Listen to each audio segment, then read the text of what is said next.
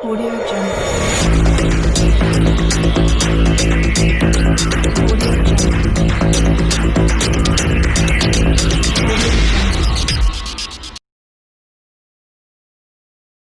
रासायनिक परिवर्तन में निम्न घटनाएं हो सकती हैं। देखिए कौन कौन सी हैं। ऊष्मा, प्रकाश अथवा किसी अन्य प्रकार के विकिरण का निर्मुक्त होना अथवा अवशोषित होना। आपने जितनी भी क्रियाकलाप अभी देखे उनमें आपने देखा कि कुछ मात्रा में ऊष्मा और प्रकाश निकले और विकिरण कुछ गैसें भी निकली और कुछ गैसें अवशोषित भी हुई। दूसरा परिवर्तन क्या देखने को हमें मिलता है? ध्वनि का उत्पन्न होना। जैसे आपने देखा है जब पटाखों का विस्फोट होता है तो ध्वनि भी उत्पन्न होती है। गंध में परिवर्तन होना, यानी किसी चीज़ की स्मेल जो है वो चेंज हो जाना। आपने देखा है जब खाना खराब हो जाए या कहीं पर कूड़ा पड़ा हो तो वहाँ रासायनिक परिवर्तन होना शुरू हो जाता है और उससे वहाँ की गंध में परिवर्तन होता है। अगला परिवर्तन जो हमें स्पष्ट दिखाई देता है वो है रंग में परिवर्तन होना। रंग में परिवर्तन हमने क्रियाकलाप में भी देखा कि जब हमने कॉपर सल्फेट के विलयन में जिंक का टुकड़ा डाला, कौन सी अभिक्रिया थी वो? विस्थापन अभिक्रिया। उसमें कॉपर सल्फेट का विलयन का रंग बदल गया। अगला है किसी गैस का बनना। तो रासायनिक परिवर्तन जब होंगे तो बहुत सारी गैसें निर्मुक्त होती हैं।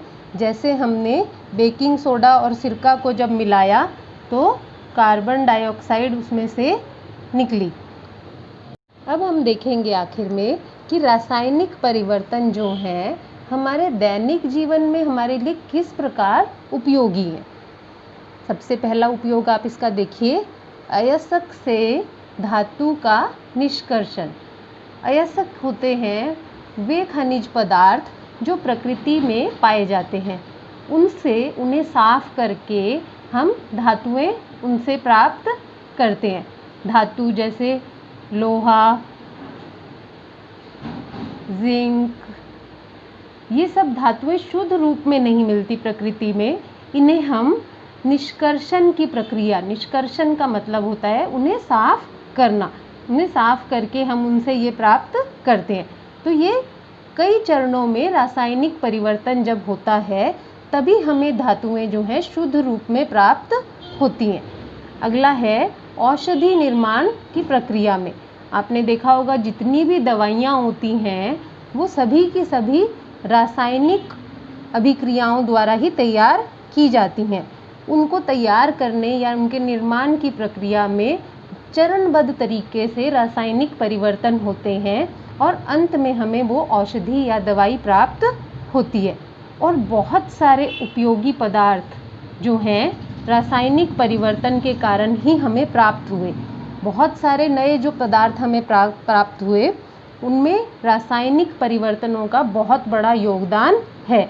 जैसे प्लास्टिक, अपमार्जक। अपमार्जक होते हैं सफाई में उपयोग होने वाले पदार्थ। सफाई में जो पदार्थ हम उपयोग करते हैं जैसे डिटर्जेंट्स, साबुन, आजकल और भी कई तरह के पदार्थ आ गए हैं जैसे हार्पिक, लाइजॉल। इसकी जो सूची है वो काफ़ी बड़ी है। तो ये अपमार्जक जो हैं ये भी रासायनिक अभिक्रियाओं से ही प्राप्त हमें हुए। अगला है उर्वरक। खेतों में जो हम उर्वरक इस्तेमाल करते हैं जिनमें की मुख्य चीज़ क्या होती है? NPK। यहाँ पर NPK का पूरा नाम N से नाइट्रोजन, P से फॉस्फोरस और K से पोटेशियम।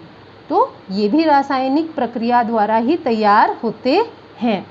इसके बाद है संश्लेषित वस्त्र जैसे नायलॉन, रेयॉन।